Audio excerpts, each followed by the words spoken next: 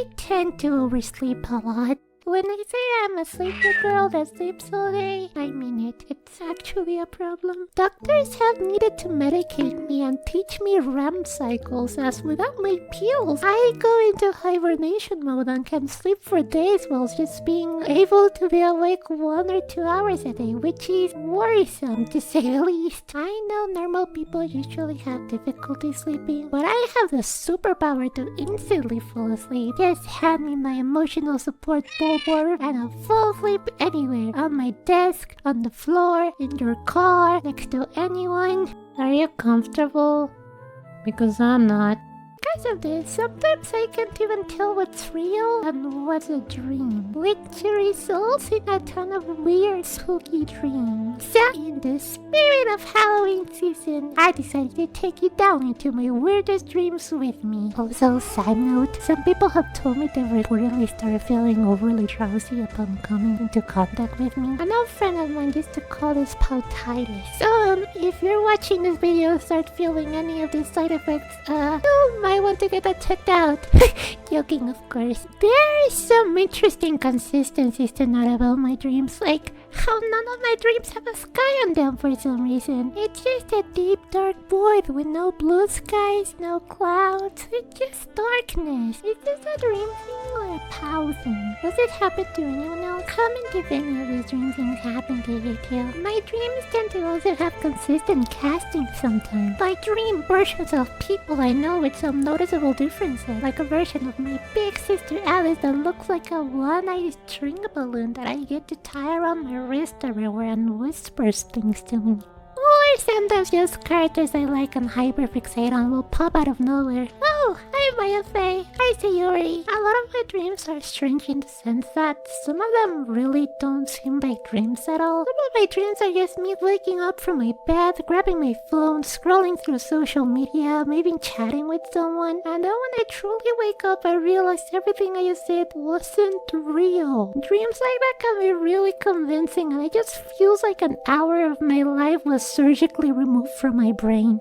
Most of my dreams, though, tend to go from me using chopsticks to dip a miniature version of me into a fryer to cook tempura pao, to a long, almost never-ending dream where friends take me to the movies with them to help me reconnect with the world. But I get too anxious and run at the emergency exit and cluelessly go down the stairs, trying every single door, and every time I open one, the other side would be a completely different dream. Like one where I'm in a factory where deers are grinding their antlers to turn into different flavors of cookies. And another door would lead to an abstract version of a parking lot where I am suddenly being haunted in the dark by strange creatures from my childhood coming back to execute me as I try to get to a vending machine because I have a suspicious craving of Dr. Pepper. Those dreams of emergency exit stairwells where it's me going down floors, opening the doors of each one, and the contents of each are completely random, some gory and some made out of ice cream, have really stuck with me because they're like Yume Nikki levels of weird dreams. Sometimes I get to revisit these dreams. I wonder if I'll ever get to the bottom of this seemingly endless stairwell. A lot of these settings take place in arguably liminal spaces like stairwells, parking lots, hospitals, malls, Lego stores. I once had a very epic dream where a dragon sculpture display made out of Legos came to life and tried to kill me. Honestly, one of the coolest ways I've been murdered. It's always like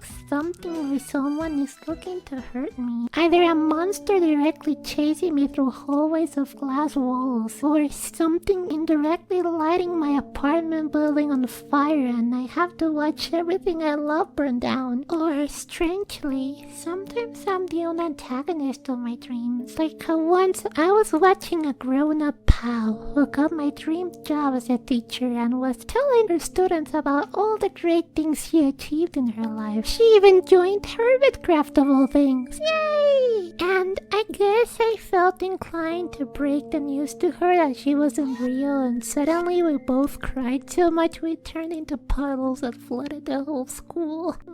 It feels like most dreams are intentionally playing mind games with me. One of the scarier dreams I've had recently is one where I was transported to the past. Which is cool, right? Time travel dream. dream, I get to relive floaty palms in 2020 and do everything again. Yeah, the more the dream went by, the more it dawned on me that I was going to have to do everything again. All the interactions, all the anxiety, all the bad moments, all the development I've had, everything that turned me into who I am now, some that I can only explain as being due to sheer luck, all tossed aside, and now I get to do it again.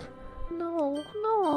Honestly, this dream genuinely messed with me. One of those times I woke up panicking and cried the rest of the night. A different kind of horror, I guess. Given how you come across plenty of bad dreams, it'd be nice to have a companion that let you know that it's just a dream. Kind of like my favorite Pokemon, Muna. Muna can detect when you're having a bad dream and just eat it, yummy. And it can also help you fall asleep. Isn't Muna the companion we all need? I love Muna so much, I wish I had one in real life. Hey! I do! Alternatively, you can also dreamscape. I'm not the best at it, but when I do take control of my dreams, I turn it into this big anime battle where I use all my power against any foe and reign supreme of the dream world!